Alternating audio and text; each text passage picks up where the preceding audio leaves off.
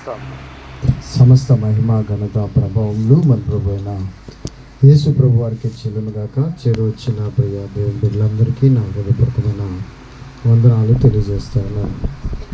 పరిశుద్ధ గ్రంథములో నుండి యోహాను రాసిన మొదటి పత్రిక 2వ అధ్యాయము 15వ వచనాన్ని ఈ సమయంలో మనం ధ్యానం చేద్దాం. ఈ లోకమునైనను లోకములో ఉన్న వాటినైనను ప్రేమింపకుడి.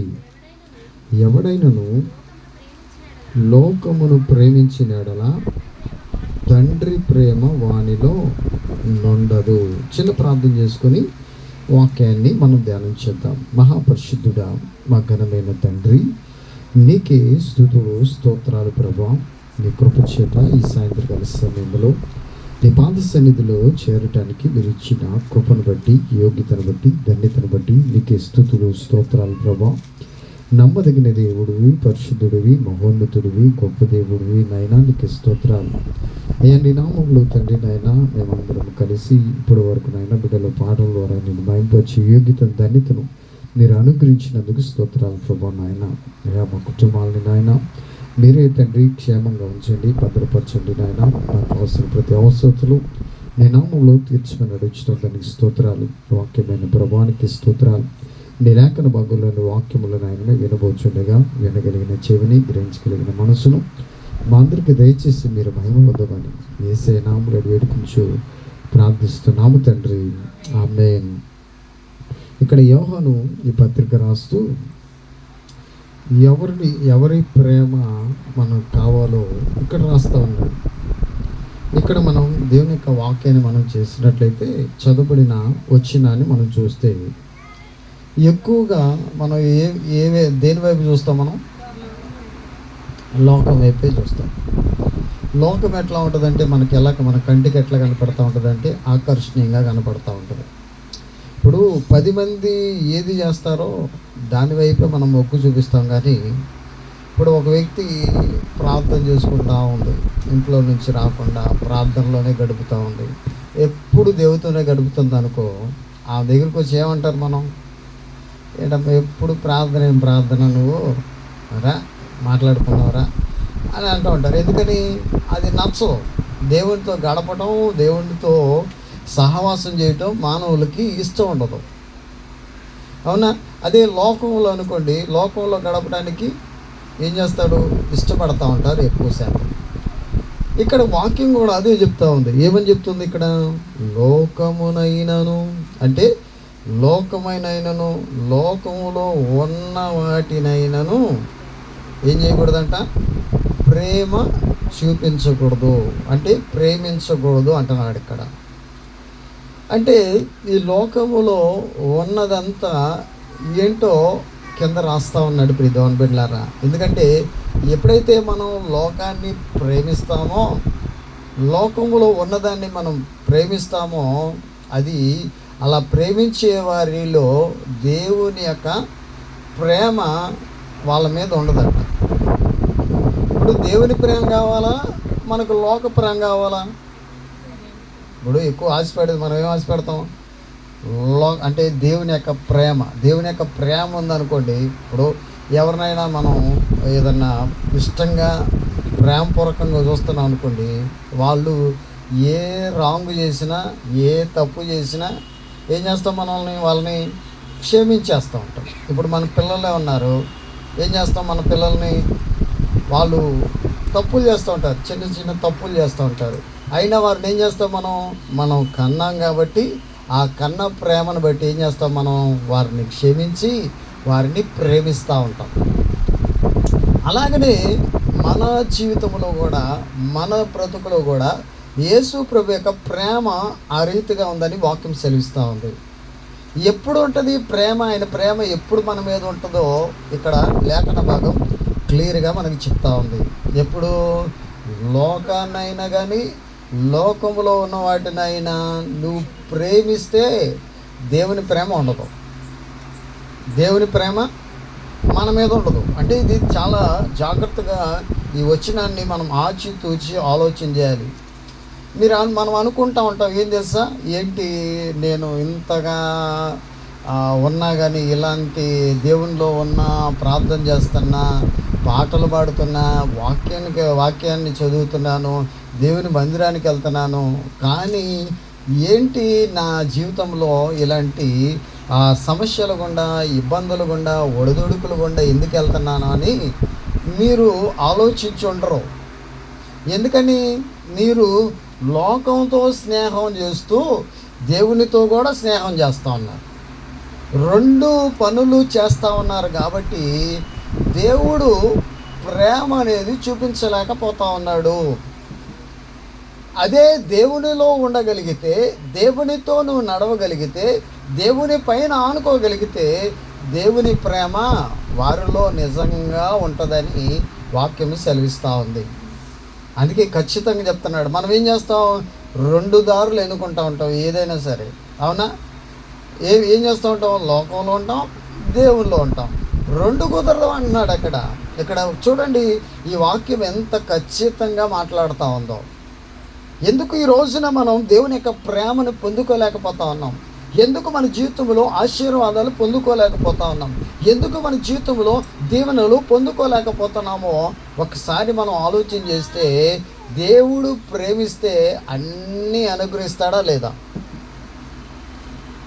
ఎందుకంటే యోహాను రాసిన సువార్తలో ఇక్కడ రాస్తూ ఉన్నాడు. చూడండి, యోహాను రాసిన సువార్త 15వ అధ్యాయంలో ఒక మాట మనం గమనించాలి ప్రియ దేవుని బిడ్డలారా. చూడండి,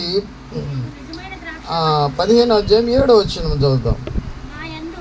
నా యందు మీరును మీ యందు నా మాటలు నిలిచి ఉండిన ఎడల మీకు ఏది ఇష్టమో అడుగుడి, అది మీకు అనుగ్రహించబడును అంటున్నాడు. ఇక్కడ ఏమని రాయబడింది? ఇక్కడ వాక్యము చూడండి ప్రియ దేవుని బిడ్డలారా. నా యందు మీరు అంటే ఆయనలో ఉండటం మనం అలవాటు చేసుకోవాలి. ఆయనతో కొనసాగటము, ఆయనతో మన జీవితాన్ని గడపటం మనం ఏం చేయాలి? మనము సహవాసం చేయటం, ఆయనతో మనం కలిసి ఆయనతో ఉండటం మనం నేర్చుకోవాలి. నేర్చుకుంటే ఏం చేస్తానన్నాడు? మీకు ఏది ఇష్టమో దాన్ని అడిగితే మీకు అనుగ్రహించబడును అంటున్నాడు. ఇక్కడ కొద్దిగా లోకం ఉంచుకున్నావు, కొద్దిగా దేవునిలో ఉన్నావు, లోకాన్ని ప్రేమిస్తూ ఉన్నావు, లోకములో ఉన్న వాటిని ప్రేమిస్తూ ఉన్నావు, అప్పుడు దేవుడు మన పట్ల ప్రేమ ఎట్లా చూపిస్తాడు ఒకసారి ఆలోచన చేయండి. ఎందుకంటే ఖచ్చితంగా ఇప్పుడు మనం ఆయన రూట్లో ఉన్నాం అనుకోండి, ఆయన సన్నిధిలో ఉన్నాం అనుకోండి, ఆయనతో కలిసి ఉన్నాం అనుకోండి, ఆయన ఖచ్చితంగా మన పట్ల ప్రేమను చూపిస్తూనే ఉంటాడు. ఇప్పుడు ఈ లోకములోనే కావచ్చు, ఒక భార్య కావచ్చు, ఒక భర్త కావచ్చు, ఇద్దరు ఒకరినొకరు గౌరవించుకుంటూ ప్రేమించుకుంటూ ఉంటే ఆ యొక్క వారిలో ఏమైంది? ఏ డిస్టర్బెన్సులు, ఏ సమస్యలు రావు, అవునా? ఎందుకని? ఇద్దరు ఒకరినొకరు ప్రేమించుకుంటూ, ఒకరినొకరు గౌరవించుకుంటూ, వారి ప్రేమను చూపించుకుంటూ ఉన్నారు కాబట్టి వారి ప్రేమ ఎట్లా ఉందంట? నిలిచి ఉంటుంది. ప్రమాణం చేస్తారు కదా, ఏమని? కలిమియందును, సుఖమందును, ఆరోగ్యమందును, కష్టమందును, దేంట్లో అయినా కానీ, ఇబ్బందుల్లో కానీ కలిసి మేము ప్రయాణం చేస్తామని ఏం చేస్తారు? పాస్టర్ గారు ఏం చేస్తాడు? ప్రమాణం చేపిస్తాడు. ఆ ప్రమాణాన్ని గుర్తుపెట్టుకొని ఇద్దరు కలిసి ఒకరినొకరు ప్రేమించుకుంటూ అన్యూన్యంగా ఉంటే ఏమైంది? ఆ ప్రేమ చక్కగా శాశ్వత కాలం ఉంటుంది. అలాగనే యేసు ప్రభుతో కూడా మనం ఏం చేస్తున్నాం? కొద్దిగేమో లోకాన్ని అనుసరిస్తూ ఉన్నాం, కొద్దిగేమో దేవుణ్ణి అనుసరిస్తూ ఉన్నాం. లోకాన్ని విడిచిపెట్టట్లేదు, దేవుడిని విడిచిపెట్టట్లా. లోకంలో ఉన్నదాన్ని విడిచిపెట్టట్లా, దేవుణ్ణి మనం విడిచిపెట్టలేకపోతా ఉన్నాం. దాని పట్ల ఏం జరుగుతుంది? దేవుని ప్రేమ మన పట్ల చూపించలేకపోతా ఉన్నాడు. అందుకే ఇప్పుడు మీ కుమారుడు ఉన్నాడు అనుకోండి, మీరు ఎంత ప్రేమిస్తున్నా, మీరు ఎంత బుజ్జగించినా వాడేం చేస్తున్నాడు? అల్లరి మానట్లేదు, వాడేం చేస్తున్నాడు? గొడవ చేయటం మానట్లేదు, మీకు ఎదురు తిరుగుతూ ఉన్నాడు. అప్పుడు మీకు ఏమనిపిస్తుంది? వాడు ఎక్కడున్నాడు? దేవునిలో అంటే మీతో కలిసి ఉండకుండా, మీలో ఉండకుండా ఏం చేస్తున్నాడు వాడు? ఈ లోక సంబంధమైన వాటిల్లో ఉంటున్నాడు. కాబట్టి వాడి మీద ప్రేమ ఉంటుందా? మీకు ప్రేమ ఉంటుందా? ప్రేమ ఉండదు. అట్లాగే మీరేం చేస్తున్నారు? దేవునిలో ఉంటున్నారు, లోకంతో ఎక్కువ స్నేహం చేస్తూ ఉన్నారు. ఎక్కువ స్నేహం చేస్తూ ఉన్నాం. మీరు ఆ రెండు విధానాన్ని బట్టి ఇక్కడ రాస్తున్నాడు, ఖచ్చితంగా చెప్తున్నాడు. లోకాన్నైనా కానీ, ఎందుకన్నాడు ఈ లోకాన్ని? ఈ లోకంలో ఉన్నాం కదా మనం. ఇప్పుడు ఈ లోకంలో ఉన్నాం కాబట్టి ఈ లోకంలో ఏం చేస్తారు? ఖచ్చితంగా ఏం జరుగుతుంది? పాపం అనేది ఉంటుంది, ఏదో ఒక ఆకర్షణ అనేది ఉంటుంది, ఏదో ఒక ఇబ్బంది అనేది ఉంటుంది, ఏదో ఒక సమస్య అనేది ఉంటుంది. కానీ ఎట్లా సమస్యలలో మనము ముందుకు సాగాలి, ఎట్లా మన సమస్యల్లో మన జీవితాన్ని ముందుకు నడిపించుకోవాలో ఏం చేయాలి? మన జీవితాన్ని ఎప్పుడైతే దేవుని యొక్క ప్రేమ, దేవుని యొక్క కనుదృష్టి, దేవుని యొక్క చిత్తం మన పట్ల ఉందో అప్పుడేమైంది? దేవుడు ప్రేమిస్తే లోకాన్ని జయించగలం. ఎందుకంటే లోకాన్ని జయించలేకపోతున్నాం. అంటే లోకములో ఉన్నదంతా, లోకములో ఉన్నదాన్నైనను ఏం చేయకూడదంట? అస్సలు ప్రేమించకూడదు. ఎందుకంటే ఈ లోకం శాశ్వతమైంది కాదు. ఇప్పుడు మనం ఎన్ని ఆస్తులు సంపాదించినా, ఇప్పుడు మా అమ్మ నాన్నగారు ఉన్నారు. వాళ్ళు ఏం చేశారు? మా పొలాలు ఇచ్చారు, ఇల్లు ఇచ్చారు, అన్నీ ఇచ్చారు. వాళ్ళు ఏమైనా ఒక పూచిక పొలాన్ని తీసుకెళ్ళగలిగారా? శాశ్వతం కాదు. అన్నీ ఇక్కడ వదిలిపెట్టాల్సి ఉంది. వాళ్ళ తర్వాత నేను కూడా అంతే, ఎవరైనా వదిలేయాల్సింది. అంటే లోకములో ఉన్నదాన్ని ఎందుకు ప్రేమించకూడదో దేవుడు ఎందుకు చెప్తున్నాడు తెలుసా? ఎందుకు ప్రేమించకూడదు అంటున్నాడు? ఈ లోకములో ఉన్నది ఏది నీకు అక్కడికి రాదు, ఏది నీకు ఉపయోగపడదు, ఏది ఉపయోగమో, ఏది ఉపయోగపడిద్దో, ఏది అవసరమో ఈ రాత్రికాల సమయంలో దేవుడు తెలియజేస్తా ఉన్నాడు. ఏది మనకు ఉపయోగపడుతుందంటే దేవుని యొక్క ప్రేమ, దేవుని యొక్క కృప, దేవుని యొక్క కనికరం, దేవుని యొక్క సన్నిధి మాత్రమే మనకి ఉపయోగపడుతుంది. ఈ లోకంలో నువ్వు ఎంత సంపాదించినా, ఎంత నువ్వు తెలివితేటలున్నా, ఎంత జ్ఞానం ఉన్నా, ఎంత చదువురివైనా అన్నీ ఇక్కడి వరకే. నీ చదువు పరలోక రాజ్యానికి తీసుకెళ్ళదు, నీ ధనము పరలోక రాజ్యానికి తీసుకెళ్ళదు, నీ తెలివితేటలు పరలోక రాజ్యానికి తీసుకెళ్ళదు. ఈ లోకంలో నువ్వు ఎంత ధనవంతుడు అయినా అది పరలోక రాజ్యానికి చేర్చదు. ఏది చేరుస్తుందో దాని వైపు మనం చూడాలి. ప్రియదేవుని బిడ్డలారా, ఎవరు చేరుస్తారో పరలోక రాజ్యానికి ఆయన పైన ఆనుకోవాలి. అందుకే ఇక్కడ అంటున్నాడు, లోకమునైనను లోకములో ఉన్న వాటినైనను మీరు అస్సలు ప్రేమించొద్దు. అది ప్రేమిస్తే, దానిపైన మీరు ఆశ పెట్టుకుంటే, వాటిపైన మీరు ఆధారపడితే, వాటిపైన మీరు ఆనుకుంటే దేవుని యొక్క ప్రేమ, ఆయన ప్రేమ మనలో ఉండదు. దేవుడు ప్రేమ లేకపోతే ఉపయోగం ఏముంది? మనం ఎక్కడికి వెళ్ళాలో, మన గమ్యం ఏంటో ఆయన దగ్గరికే. కాబట్టి ఆయన ఎవరో తెలియకుండా, ఆయన్ని గుర్తెరగకుండా, ఈ లోకములో ఉన్నప్పుడు ఆయన్ని నమ్మకుండా, ఆయన్ని విశ్వసించకుండా, ఆయన పైన ఆనుకోకుండా, ఆయన పైన ఆధారపడకుండా, ఆయన వైపు మనం చూడకుండా, మనల్ని మన జీవితాన్ని మార్చుకోకుండా, మనలో ఈ లోకంలో ఎన్ని ఉన్నా ఆయన ప్రేమ లేకపోతే ఆయన రాజ్యంలో అడుగు కూడా అడుగు పెట్టడానికి కూడా అవకాశం దొరకదు. చూడండి ఎంత ఖచ్చితంగా చెప్తా ఉందో. మనం ఏం చేస్తూ ఉంటాం? ఈ లోకంలో ఏం కావాలో వాటి కోసం మనం పోరాటం చేస్తూ ఉంటాం. ఎందుకంటే దేవుని యొక్క వాక్యం సెలవిస్తూ ఉంది, ఏమి తిందుమో, ఏమి తాగుదామో, ఏమి ధరించుకుందామో అని మీరు దాని గురించి చింతపడకూడి, మీకు ఏమి కావాలో తండ్రికి తెలుసు అని రాస్తూ, మీరు పిచ్చుకల కంటే శ్రేష్ఠులు కారా. పిచ్చుకలు ఏం చేస్తాయి?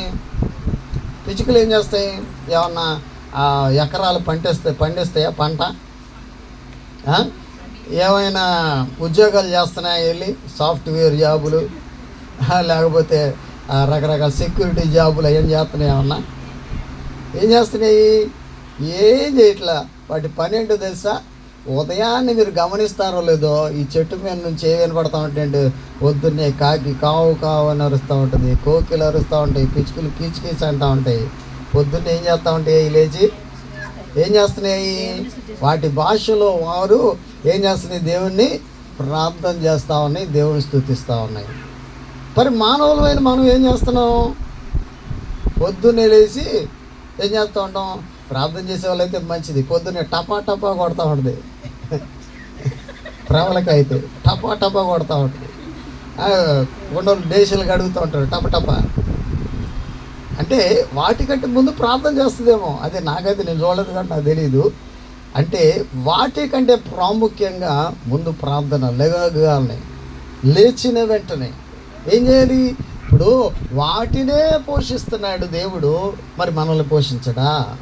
మీరు పిచ్చుకల కంటే శ్రేష్ఠులు కారా అంటున్నాడు దేవుడు.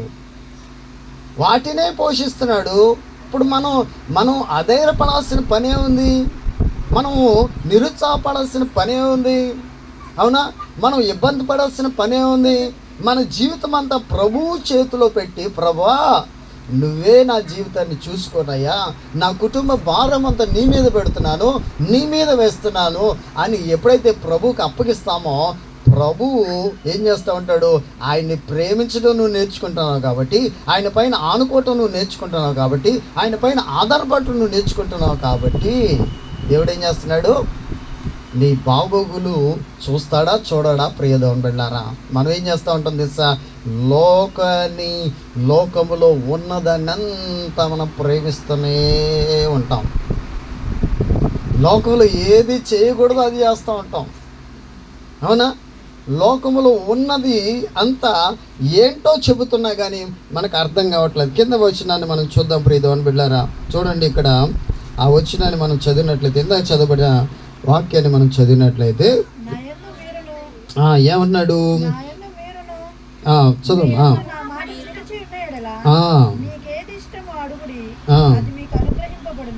ఏంటంట? ఏది ఇష్టమో అడగండి అంటున్నాడు. ఏది ఇష్టం? ఇప్పుడు ఎవరిని అడగమన్నాడు?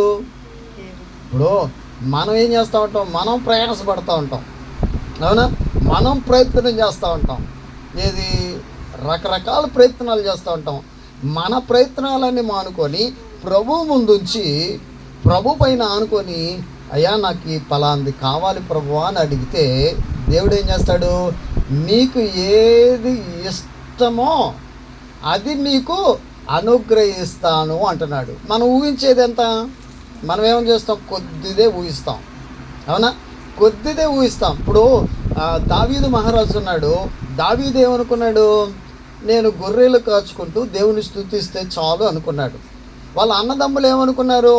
మేము రాజులు అవ్వాలనుకొని సౌలు రాజ్యంలో వాళ్ళు ఏం చేస్తున్నారు? వాళ్ళు సైన్యాధిపతులుగా చేస్తూ ఉన్నారు. కానీ ఎక్కడి నుంచి రాజుని తీసుకెళ్ళి ఆయన కేవలం ఏం చేస్తున్నాడు? దేవుణ్ణి స్తుతిస్తమే ఆయనకి తెలుసు, దేవుణ్ణి గణపరచడమే ఆయనకి తెలుసు, గొర్రెలు కాస్తమే తెలుసు. కానీ దేవుడు ఎలాంటి స్థానానికి తీసుకెళ్ళాడు?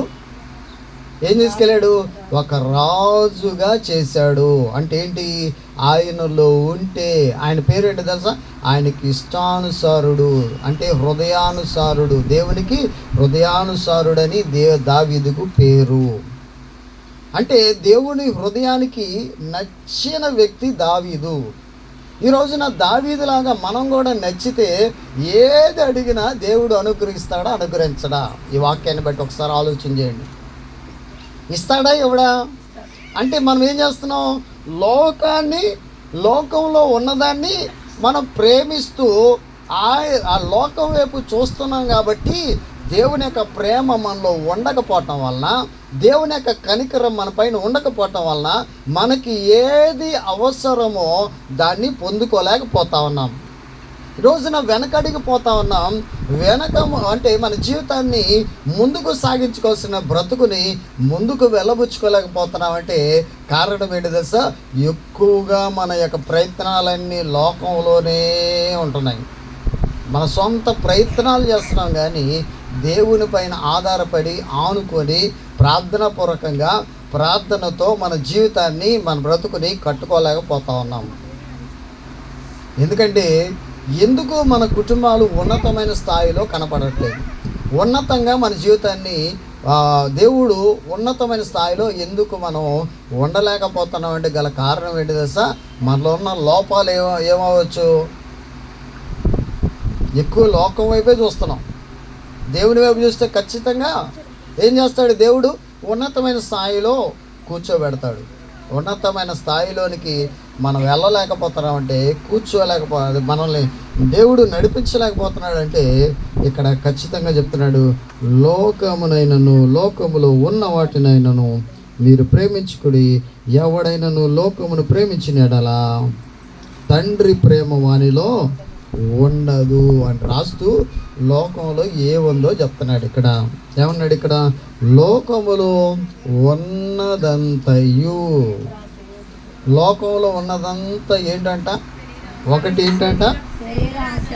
శరీర ఆశ. ఇప్పుడు మన ఆశ ఏముంటుంది? మన శరీరాన్ని చక్కగా సుఖపెట్టుకోవాలనే ఆశ. అవునా? చాలా సుఖంగా కోరుకుంటుంది. మన జీవితాన్ని ఏం చేయాలి? చక్కగా సుఖంగా ఉండాలని శరీరం ఏమవుతూ ఉంటుంది? కోరుకుంటూ ఉంటుంది, సుఖాన్ని కోరుకుంటూ ఉంటుంది. ఇప్పుడు శరీరానికి సుఖాన్ని ఇవ్వటం వలన లోకంలో ఏమైపోయినాయి? రకరకాల జబ్బులన్నీ బయటపడుతున్నాయి, అన్ని రోగాలు బయటపడుతున్నాయి. అంటే కారణం ఏంటి? శరీరాన్ని ఏం చేస్తున్నారు? పెట్టుకుంటా ఉన్నారు. ఇప్పుడు వచ్చిన యవ్వనస్తులు ఏం చేస్తున్నారు తెలుసా? అంట్లు తోమటానికి కూడా కష్టమే అన్నమాట. ఇప్పుడేమొచ్చేసినాయి? వాషింగ్ మిషన్లు ఏది కావాలంటే. ఇప్పుడు వంట చేయడానికి కూడా ఇదివరకన్నా గరిటె ఇట్టేటు తిప్పేవాళ్ళు, ఇప్పుడే తిప్పవసరలా. వెంటనే ఆర్డర్ పెట్టగానే పొట్టలో వచ్చేసింది, తీసుకొని అది తింటాను కూడా. ఇప్పుడు వాడు ఫ్రూట్ గాడు ఉన్నాడు, వాడికి తింటాం కూడా బతకం. అంత కష్టమైపోతుంది. ఎందుకు? శరీరాన్ని ఏం చేస్తున్నాడు? సుఖ పెట్టుకుంటా ఉన్నాడు. సుఖం అంటే లోకంలో ఏముందో తెలుసా? సుఖాన్ని కోరుకుంటా ఉన్నాడు మానవుడు. లోకంలో ఉన్నదంతా శరీర ఆశ. అంటే మన శరీరాన్ని ఎలా తృప్తిపరచుకోవాలో, మన శరీరాన్ని ఎలా ఈ లోకంలో సుఖపెట్టుకోవాలో ఆలోచన చేస్తున్నామే తప్ప,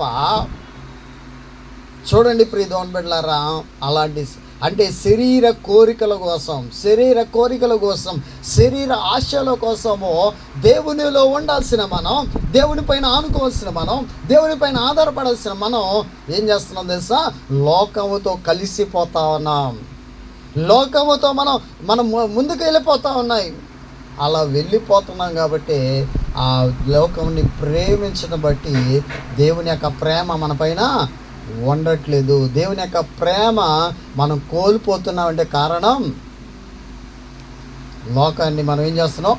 ప్రేమిస్తూ ఉన్నాం. ఇంకా మనం ఒకసారి ఆలోచన చేస్తే, ఇప్పుడు మొట్టమొదటి మానవులైన ఆదాము అవ్వ ఏం చేశారు? దేవుడు ఏం చెప్పాడండి? ఈ తోటలోని అన్ని ఫలాలు తినండి, కానీ దాన్ని మాత్రం తినొద్దంటే ఏం చేశారు? వాళ్ళు అదే కోసుకొని తిన్నారు. ఏంటి? అవ్వ ఏం చేసింది? ఆశపడింది అనమాట. శరీరాశ ఏమండి? ఆ పండు కోసుకొని తింటే ఏమైందిలే అనుకొని కోసుకొని తినింది. దాన్ని బట్టి ఏమైంది? ఆమె జీవితం ఏమైంది? లోకాన్ని ప్రేమించబట్టి, లోకంలో ఉన్నదాన్ని ప్రేమించబట్టి దేవునికి ఏమైపోయింది? దూరం అయిపోయింది. దేవుని ప్రేమని కోల్పోయింది. ప్రతిరోజు దేవునితో మాట్లాడేవారు, ముఖాముఖిగా మాట్లాడేవారు. దేవునికి కావాల్సింది ప్రతి అవసరతను చెప్పేవాళ్ళు. ఏది ఇష్టమో అది అడిగితే దేవుడు ఏం చేసేవాడు? ప్రతిదీ వారి కోరికను తీర్చేవాడు. వారి కోరికని దేవుడు తీరుస్తూ ఉంటే వాళ్ళు ఏం చేశారు? ఉన్నట్టుండి ఏం చేశారు? లోకం వైపు చూశారు. లోకం వైపు చూసింది, శరీర ఆశ పడింది. అబ్బో ఈ పండు తిన్నా, ఎవరో ఆశ పెట్టేశాడు, ఎవడో అపవాది అనేవాడు వచ్చాడు. ఏమొచ్చాడు, ఏం చేశాడు, వాడేం కోసుకొని తినమనలా. ఏమన్నాడు తెలుసా, అవమ్మా ఇదేంటి కాయలు భలే ఉన్నాయి, ఏంటి ఉన్నాయి అంటే, ఇది దేవుడు మాత్రం దీన్ని మాత్రం తినద్దన్నాడయ్యా అంటే, ఇది నిజమా అన్నాడు. అంతే, ఇది నిజమా అనగానే ఏం చేసింది, ఆమె ఏం చేసింది, ఏమవుదమ్మా తీసుకొని తింటే ఏమవుదు అనగానే ఏం చేసింది, వెంటనే అపవాది ప్రేరణకి ప్రేరేపించబడి వెంటనే కోసుకొని తినేసింది. శరీర ఆశపడింది. శరీరం ఏమైంది, ఆశపడింది, శరీర ఆశ. రెండోది ఏమైంది, ఆ నేత్రాలు కూడా. ఇప్పుడు మనం చూసినట్లయితే, ఇప్పుడు మన బజార్లో ఏదన్నా వస్తామని అనుకోండి, వెంటనే మన కళ్ళు ఏమైపోతాయి, ఆగు ఆగు ఆగు వస్తున్నాను ఆగు, ఇప్పుడే వస్తావు, 2 నిమిషాలు ఆగానే ఏం చేస్తావు, బట్టలే మీకు డ్రెస్సులే ఉన్నాయి అనుకోండి, ఆ డ్రెస్సులు ఏం చేస్తూ ఉంటాం, అటు తిప్పి ఇటు తిప్పి అటు తిప్పి అటు తిప్పి ఏం చేస్తాం, ఆశ. అరే ఈ డ్రెస్ కొనుక్కుంటే చాలా బాగుంటుంది, అందంగా ఉంటుందేమో నాకు అని ఆశ. అంటే కళ్ళన్నీ ఏమైపోతాయి, వాటి మీదకి వెళ్ళిపోతూ ఉంటాయి. అట్లాగే అవ్వ ఆశ పడిపోయింది. అబ్బో ఇదేదో చూపులకి రమ్యంగా ఉందంట, ఆ పండు చూస్తానికి కంటికి చాలా ఇంపుగా ఉందంట. వెంటనే ఏం చేసింది, శరీరం ఆశపడింది, నేత్రాలు ఏం చేసినాయి, తీసుకొని తినమ్మ బో ఏమైందనేది. ఏమనింది, శరీరాశ అంటే నేత్రాశ. ఏమనుకుంది, ఆమెకి మా జీవపడ్డ అమ్మం అంటే గర్వంగా ఫీల్ అయిపోయింది. ఏం పర్లేదు తీసుకుంటే ఏమైందిలే దేవుడు ఏం చేస్తాడు, ఏమి దేవుడులే అనుకుంది.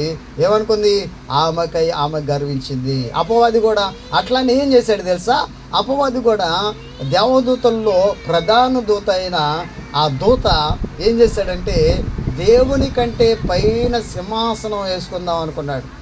దేవుని పక్కన సింహాసనం వేసుకుందాం అనుకున్న అపవాది ఏమైపోయాడు తెలుసా, వెంటనే దేవుడు ఎప్పుడైతే గర్వించాడో నేలకి పడదోయబడ్డాడు. ఆ నేలకి పడదోయబడిన అపవాదే ఏం చేశాడు, ఏం చేశాడు, వాడి పని ఏంటి, మానవుల్ని చెరపటం చెడగొట్టడం, అవ్వాదం చెడిపేశాడు. ఈ మాటను బట్టి మనం ఒకసారి ఆలోచన చేస్తే, లోకాన్ని కానీ లోకములో ఉన్నదాటిని కానీ ప్రేమిస్తే దేవుని యొక్క ప్రేమ మన పైన ఉండదు. దేవుని ప్రేమ మన పైన ఉండాలంటే లోకము వైపు చూడకూడదు, లోకములో ఉన్న వాటి వైపు చూడకూడదు. నువ్వు ఎవరి వైపు చూడాలి, దేవుని వైపు చూడాలి, దేవుని పైన ఆధారపడాలి. ఇప్పుడు మీకు కూడా అంతే కదా, లోకంలో ఉన్న వైపు చూసావు అనుకోండి, ప్రతిదీ కొనుక్కుంటా ఉన్నావు అనుకోండి, మీ భర్త గారి జేబు కత్తిరిస్తా ఉన్నావు అనుకోండి, ఏం చేస్తాడు, చూస్తాడు ఏందమ్మా నువ్వు నా జీవ అంటే డబ్బులన్నీ అవగొడుతున్నావని అక్కడ గొడవ స్టార్ట్ అయింది. అవునా, ఆ మాత్రం చేసుకున్నాను నేను, నాకు అవి కొడుకుని లేకపోతే ఇంకెందుకు నువ్వు ఎందుకు అని నువ్వు రైజ్ అవుతావు, ఆయన రైజ్ అవుతాడు. ఏమైంది, లోకానుసారమైన పనులు బట్టి ఏమైంది, చక్కగా అన్యోన్యంగా ఉండవలసిన కుటుంబము, ప్రేమతో ఉండవలసిన కుటుంబము ఏమైపోయింది, శరీర ఆశను బట్టి, నేత్రాశను బట్టి, నీకై నువ్వు నాకేంటయ్యా నువ్వు ఏమనొచ్చు, ఇంకొక మాట కూడా వచ్చే, నేను కట్నం తెచ్చాను బాబు, కట్నం తెచ్చాను, నేను ఊరకొచ్చాను అనుకున్నావు ఏందని అని అంటారు. ఏంటి డాంబికో, నేను తెచ్చాను కాబట్టి ఏది అంత వాళ్ళు తెచ్చిన దాంతోనే బతికినట్టు అట్లా డాంబికం అయిపోతారు. దానివల్ల ఏమవుతుంది తెలుసా, ఏమవుతుంది, వాళ్ళ ప్రేమ చెదిరిపోయింది, గొడవలకి కారణమైంది. అలాగే దేవుని పట్ల కూడా అంతే. లోకాన్ని ప్రేమిస్తూ ఉన్నాం అనుకోండి, లోకం వైపు చూసామనుకోండి, దేవుని వైపు చూడాల్సిన మనం, దేవుని పైన ఆధారపడాల్సిన మనం, దేవుని పైన ఆనుకోవాల్సిన మనం, దేవుణ్ణి పూజించాల్సిన మనం, దేవుణ్ణి కొనియాడాల్సిన మనం, దేవునికి ప్రార్థన చేయాల్సిన మనం, దేవునిలో ఉండాల్సిన మనం లోకం వైపు చూసామనుకోండి, దేవుడి ప్రేమ ఉంటుందా మన పైన ఉండదు. అందుకే ఇక్కడ అన్నాడు, లోకములో ఉన్నదంతా శరీరాశ, నేత్రాశ, జీవపుడమము, ఇది ఎవరి వలన పుట్టినది కాదంట, ఇది తండ్రి వలన పుట్టినది కాదు, ఇది తండ్రి వలన పుట్టినది కాదు అంటున్నాడు ఇక్కడ.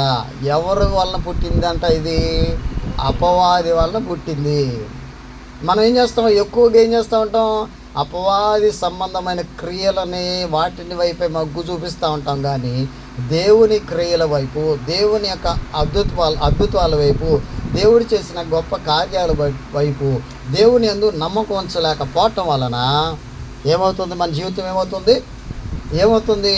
సమస్యల్లో పడుతుంది. దేవుడి యొక్క ప్రేమ మన పైన ఉండట్లేదు. ఈ రోజున మన పిల్లల పట్ల దేవుని ప్రేమ ఉండాలంటే, మన పట్ల దేవుని ప్రేమ ఉండాలంటే ఏం కావాలి? మనం దేవుని యొక్క ప్రేమ ఉండాలంటే మనం లోకంలో ఉన్న వాటినైనా మనం ప్రేమించకూడదు. లోకాన్ని ఏం చేయాలి? మనం ద్వేషించాలి. లోకాన్ని మనం అస్సలు ప్రేమించకూడదు. లోకంలో ఏముంది? శరీరాశ ఉంది, నేత్రాశ ఉంది, జీవబడమ్మ ఉంది. శరీరం ఏముంటుంది? కోరుకుంటుంది. ఆ శరీరాన్ని కోరుకున్నది కళ్ళు ఏం చేస్తుంది? పొందుకోవాలని ఆశపడింది. పొందుకునేటప్పుడు ఏమనుకుంటా ఉంటాడు? ఏం పర్లా, తీసేసుకోవాలంటే అట్లా దానివల్ల మనం నష్టాలు పాలవుతాం. అందుకే యోహాను రాసిన సువార్త 12వ అధ్యాయము 25వ వచనం మనం గమనించినట్లయితే 12:25 చూడండి ఒకసారి. తన ప్రాణమును ప్రేమించువాడు దాన్ని పోగొట్టుకొనును. ఈ లోకములో తన ప్రాణమును ద్వేషించువాడు నిత్య జీవము కొరకు దానిని కాపాడుకునునని మీతో నిశ్చయముగా చెప్పుచున్నాను అంటున్నాడు. ఇక్కడ ఏమని వాక్యం సెలవిస్తా ఉంది? ఇక్కడ తన ప్రాణమును ప్రేమించువాడు ఏం చేస్తాడంట? దానిని పోగొట్టుకుంటా ఉంటాడంట. అంటే తన ప్రాణం ఏం చేస్తూ ఉంటాడు? ఒక వ్యక్తి ఉన్నాడు ఈ లోకంలో, ఏం చేశాడు? నా ప్రాణమా తినుము, తాగుము, సుఖించుము అన్నాడు. దేవుడు ఏమన్నాడు తెలుసా? ఒరే వెర్రివాడా, ఈ రాత్రి నీ ప్రాణాన్ని నేను అడుగుతున్నాను, ఏమవుతారా బాబు అన్నాడు. అంటే ప్రాణం కోసం ఏం చేస్తున్నాం? సుఖపడటం కోసం, సుఖంగా ఉండటం కోసం మనం కానీ చూస్తే ఏమైందంట? మనం కాపాడుకోలేము. ఇక్కడ అంటున్నాడు చూడండి, తన ప్రాణమును ప్రేమించేవాడు దానిని పోగొట్టుకొనును, ఈ లోకములో తన ప్రాణమును ద్వేషించువాడు. అంటే మనం సుఖాన్ని కోరుకోకూడదు. ఏం చేయాలి? మనం ప్రార్థనలో, దేవునిలో మనల్ని మనం కట్టుకోవటానికి ప్రయత్నం చేయాలి. మనం ఎప్పుడు సుఖాన్ని కోరుకుంటాం? ఉదయాన్నే లేగాలనుకోండి, ఎంత కష్టమైపోద్దాం మనం, నాకైనా సరే మీకైనా సరే, అవునా? ఏం చేస్తాం? ప్రాణం ఏమనుకుంటాం? అరే ఈరోజు నుంచి నేను ప్రార్థన చేయాలి, రేపు పొద్దున్నే లేచి 4 లేచి ప్రార్థన చేయాలనుకుంటాం. ఏం చేస్తూ ఉంటుంది? ప్రాణం ఏం చేస్తూ ఉంటుంది? మన శరీరం ఏం చేస్తూ ఉంటుంది? కాసేపైనా చేసుకోవచ్చు, పడుకో అంటూ ఉంటుంది. దాన్ని ప్రేమిస్తే మనకేమి రాదంట? చూడండి, ప్రాణమును చదవండి మరి. ఈ లోకములో తన ప్రాణమును ద్వేషించువాడు దేనికోసం అంట? నిత్య జీవము కొరకు దానిని కాపాడుకొనునని మీతో నిశ్చయముగా చెప్పుచున్నాను. ఈ రోజున మనం సుఖాన్ని కోరుకున్నాం అనుకోండి, మన ప్రాణాన్ని సుఖపెట్టుకుంటున్నాం అనుకోండి, ఆ సుఖం అయింది ఏమైందంటే ఎక్కడికి? నిత్య జీవాన్ని పొందటానికి అర్హత కోల్పోతాం.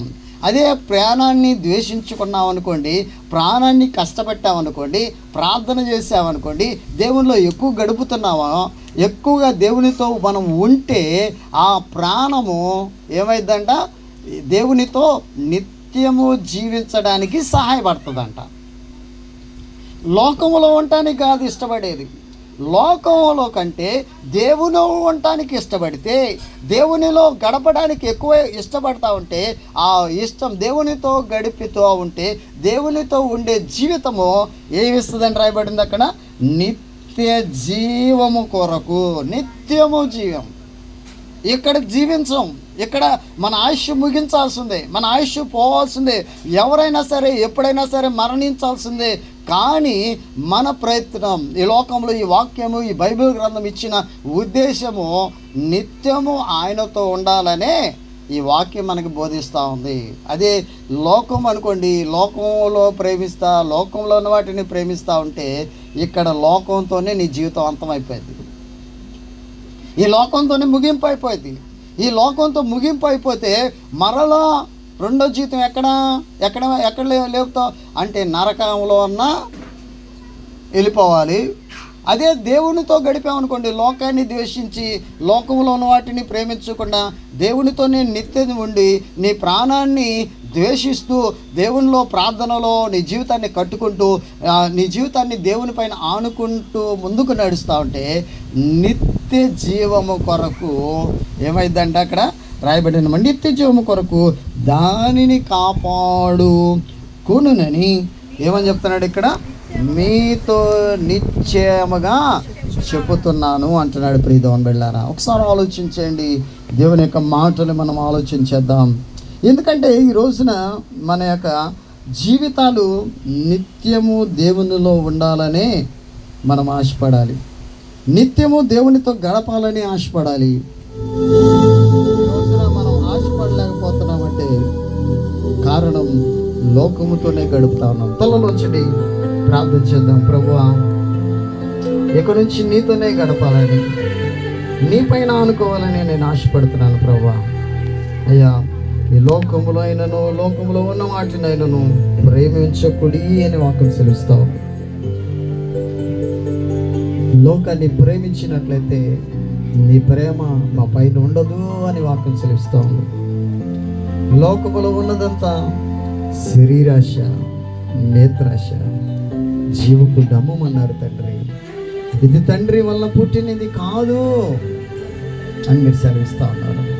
ప్రభువా, నీతో గడిపే యోగ్యత దచ్చి ప్రభా, నీ పైన ఆనుకునే యోగ్యత దచ్చి ప్రభా. యేసయ్యా, కృప చూపించండి, కనికరించండి ప్రభా. యేసయ్యా, మీకు ఏది ఇష్టమో అడుగుడి అన్నారు.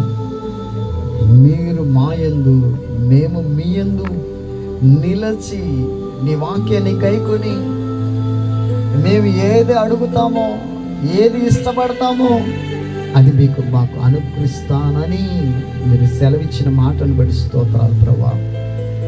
ఈరోజు నాయన మా ఇష్టం కాదు, నీ ఇష్టాన్ని అయ్యా నాయన మాకు ఏది ఇష్టమో మేము అడగటానికి సిద్ధపడతా ఉన్నాము. ఈ లోకం వైపు మేము చూడం ప్రభా, ఈ లోకం వైపు మేము ఆధారపడవు నాయన. ఇక్కడ నుంచి నీపైన ఆధారపడాలని, ఇక్కడ నుంచి నీపైన ఆనుకోవాలని మేము ఆశపడతా ఉన్నాము ప్రభా.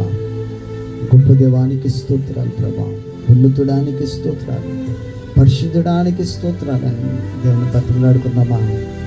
ఎందుకంటే ఎక్కువ కాలం అంతా లోకం వైపు చూస్తూ ఉంటాం. ఎవరైనా సహాయం చేస్తారేమో అని, ఎవరైనా మనకి ఏదైనా ఇస్తారేమో అని చూస్తూ ఉంటాం. కానీ ఎవరి వైపు చూసినా, ఎవరి వైపు చేయి చాపినా ఎవరు మిమ్మల్ని పట్టించుకోరు.